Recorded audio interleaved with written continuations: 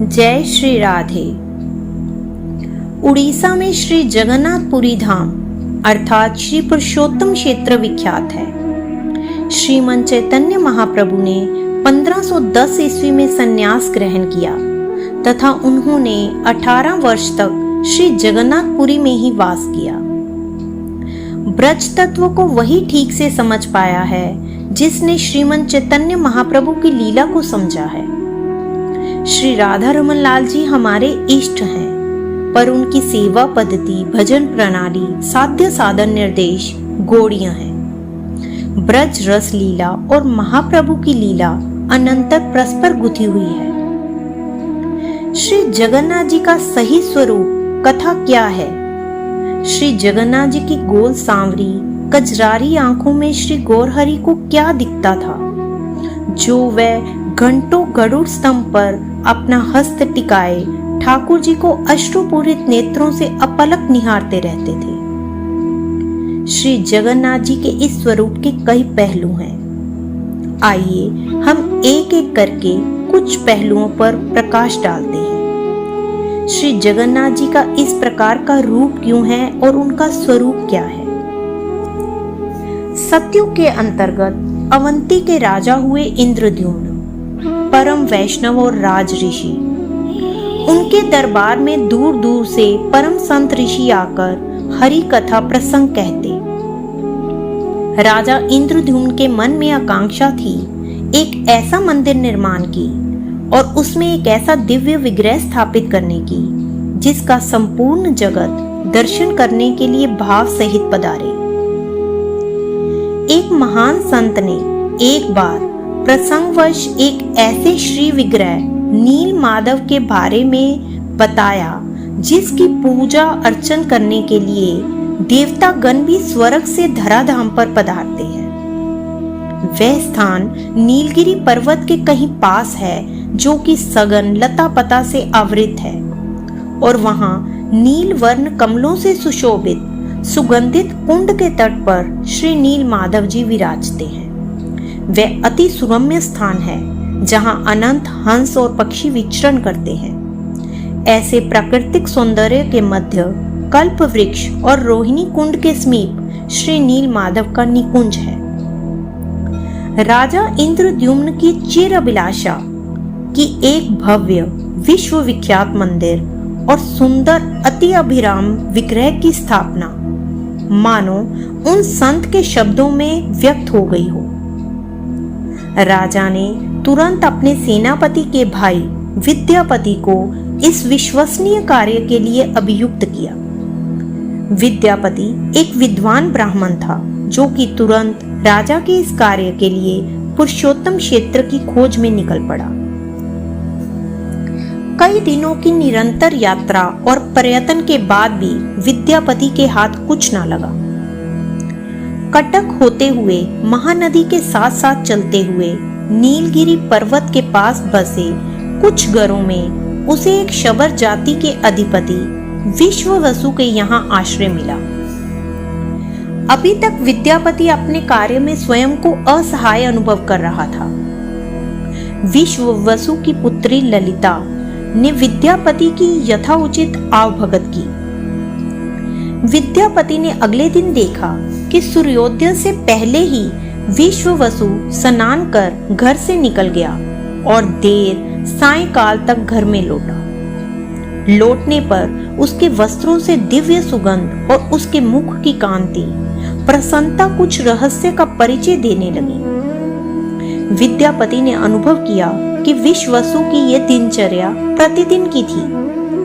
उसने जब ये जिज्ञासा उसकी पुत्री के समक्ष रखी तो उसे तो कुछ भी पता नहीं था। विद्यापति ने विश्ववसु से भी पूछना चाहा, पर उसे कुछ उत्तर ना मिला। फिर विद्यापति ने विश्ववसु से उसकी पुत्री के साथ अपने विवाह का प्रस्ताव रखा, जिसे विश्ववसु सहर्ष मान गया। विवाह के कुछ दिनों के पश्चात विद्यापति ने अत्यंत आग्रहपूर्ण और स्नेह युक्त वचनों से विश्ववसु से उसके यूं प्रतिदिन सूर्योदय से पहले जाने और सायंकाल वापस आने का कारण पूछा तो विश्ववसु ने उसे अपना जान बताया कि मैं एक विशेष विग्रह श्री नील माधव की अर्चना करने के लिए नित्य जाया करता हूँ। नील माधव नाम श्रवण करते ही विद्यापति की प्रसन्नता का ठिकाना ना रहा, पर उसने अपने भाव को समेटकर ससुर से विशेष आग्रह किया कि मैं भी ऐसे दिव्य विग्रह के दर्शन करना चाहता हूँ। अगर कल आप मुझे संग ले जाने की कृपा करें तो। विश्वसु विद्यापति का भावपूर्ण आग्रह मान तो गए, पर इस शर्त पर कि पथ में उसकी आंखों पर पट्टी बंधी रहेगी। अगली सुबह विद्यापति ने अपने पास छिपाकर कुछ सरसों के दाने रख लिए, जिसे वह पथ पर गिराता जाए ताकि उसे अकेले में भी रास्ते की पहचान करने में सहायता हो सके। विद्यापति और विश्वसु दोनों घर से निकले। बहुत दूर तक चलने के पश्चात विद्यापति ने वही सुगंध अनुभव की जो उसे प्रतिदिन सायंकाल पिताजी के वस्त्रों से आती थी। जब विश्वसु ने थोड़ी देर के बाद उसकी आंखें खोली तो विद्यापति इतना सुरम्य स्थान और श्री नील माधव जी का दिव्य अति दिव्य विग्रह दर्शन कर स्तब्ध रह गया। उसने श्री हरि का कोटिश धन्यवाद किया और अपने भाग्य की सराहना की। सारा दिन पूजा अर्चना कर सायंकाल को पिताजी के साथ वह घर लौटा। वह अतिशय प्रसन्न था और उसी रात सबके सोने के बाद वह अवंतीपुर के लिए रवाना हुआ ताकि जल्दी से जल्दी राजा इंद्रद्युम्न को अपनी सफलता का समाचार सुना सके। सुबह होते ही विश्वसु ने जब विद्यापति को नहीं देखा तो उसे किसी अपराध की शंका से खटक गया कि मेरे श्री नील माधव की सेवा में कोई विघ्न आने वाला है। उधर जब राजा इंद्रद्युम्न ने ये समाचार सुना तो उसकी प्रसन्नता को कोई छोर ना था। सारे राज्य में घोषणा हो गई कि मंदिर के दिव्य विग्रह की खोज संपूर्ण हो गई है। कई दल राजा के संग भगवान नील माधव के दर्शन करने उन्हें लिवाने चले। देव ऋषि नारद ने भी राजा का संग किया। सैकड़ों लोग एक परम वैष्णव राजा के उसके भगवान से मिलने की यात्रा का सहर्ष हिस्सा बने। बहुत दिनों के पश्चात वे महानदी के पास पहुंचे और वहीं उन्होंने विश्राम किया। अगली सुबह नीलगिरी पर्वत के साथ साथ विद्यापति सबको सरसों के दानों से उगे हुए पौधों की सहायता से आगे ले जाने लगा। उधर विश्वसु शबर अधिपति विद्यापति के यूं अनायास ही चले जाने से शंकित था। वह कातर हृदय से श्री नील माधव की भावपूर्ण प्रार्थना कर कहने लगा, अगर मैंने अपने प्राणों से आपकी सेवा की है तो आप मुझे छोड़कर कहीं ना जाइएगा। कुछ दूर और चलने के पश्चात विद्यापति को वही चिर परिचित सुगंध आई तो उसने राजा को सहर्ष इंगित किया कि बस अब हम ठाकुर के दर्शन से कुछ कदम की दूरी पर ही हैं। राजा इंद्रद्युम्न भी अपने भावों को बांधे अपने इष्ट देव के दर्शन की लालसा हृदय में संजोए अश्रुपूरित नेत्रों से पग पग आगे बढ़ रहा था। अचानक एक बवंडर सा उठा।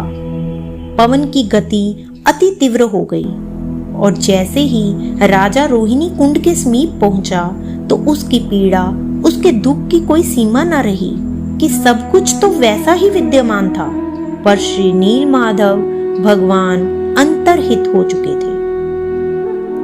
विद्यापति, विश्ववसु, राजा, नारद देव जी और सब जन ठाकुर जी की लीला देख स्तब्ध और हताश से हो गए। सबके हृदय में नीच भाव स्थिति के अनुसार अलग अलग तरह से विचार चिंतन धारा चलने लगी।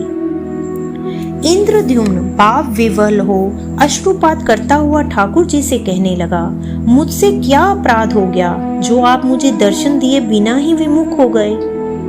उधर विश्ववसु अतिशय क्रंदन करता हुआ अपने घर वापस लौट आया।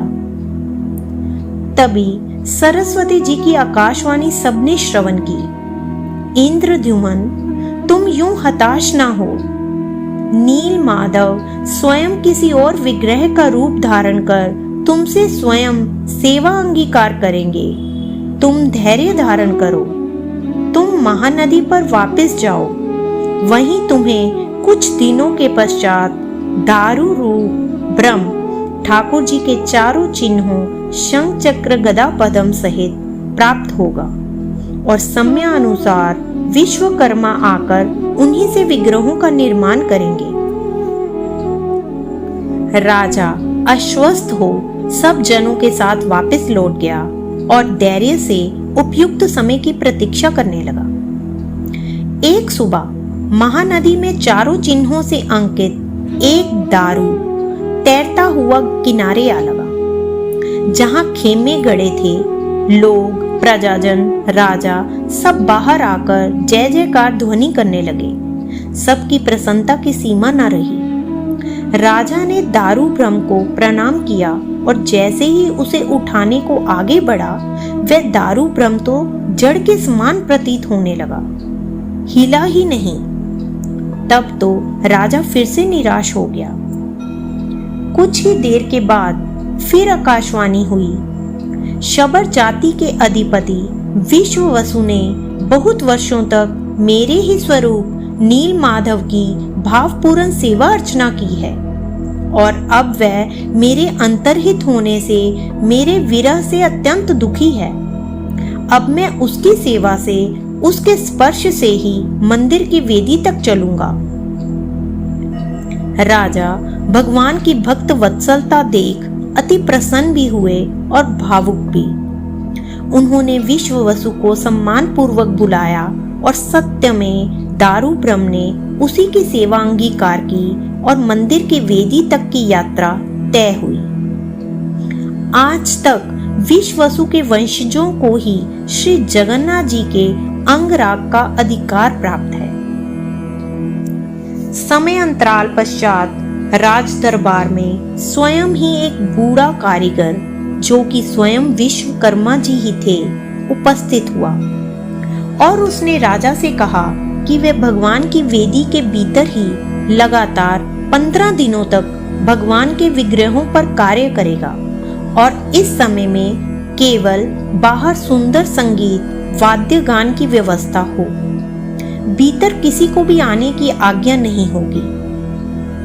राजा इसे भगवत इच्छा मान दिन में एक बार अपनी पत्नी के संग आकर बाहर से ही वेदी को उत्कंठित हृदय से प्रणाम करते, ठाकुर जी को शीघ्र दर्शन देने की प्रार्थना करते और फिर लौट जाते। वहां वेदी के द्वार पर कभी अलौकिक पुष्पों की वर्षा होती और कभी श्री गंगा जी के पवित्र जल का छिड़काव हुआ मिलता। जैसे जैसे दिन बीतते गए, निरंतर वेदी से आती सुगंध बाहर प्रांगण में बिखरती गई। 7 दिनों के बाद जब राजा पत्नी के संग बाहर से प्रणाम करने के लिए आया, तो वेदी के भीतर बाहर निस्तब्धता का वातावरण था। ना तो कोई आवाज और ना ही कोई हलचल। रानी तो आशंकित हो अतिशय व्याकुल हो उठी। तो उसके आग्रह पर महावेदी के द्वार समय से पूर्व ही खोल दिए गए। द्वार खुलते ही सबने श्री जगन्नाथ, बलराम जी और सुभद्रा के आधे अधूरे ऐसे रूप के दर्शन किए और वह बूढ़ा कारीगर तो वहां से अंतर्ध्यान हो चुका था। तभी राजा को उस कारीगर की शर्त याद आई कि 15 दिनों तक किसी को भी भीतर प्रवेश करने की आज्ञा ना होगी। राजा मन ही मन बहुत उदास और हताश हो गया कि अब इस स्वरूप रूप के विग्रहों की जगत में कैसे पूजा होगी। मैं तो इस मंदिर के विग्रहों को विश्व विख्यात बनाना चाहता था। अब इनके दर्शन करने कौन आएगा। रात्रि में इंद्रद्युम्न के स्वप्न में स्वयं ठाकुर नील माधव आए और उन्होंने बताया, राजन, हम इसी स्वरूप से विश्व में पूजित होना चाहते हैं। तुम यूं निराश ना हो।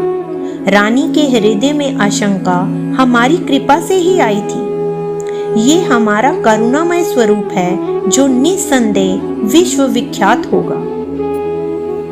राजा यूं ठाकुर जी का साक्षात्कार एवं आश्वासन पाकर आह्लादित हुआ और उसने मंदिर का कार्य उत्साहित मन से आगे बढ़ाया।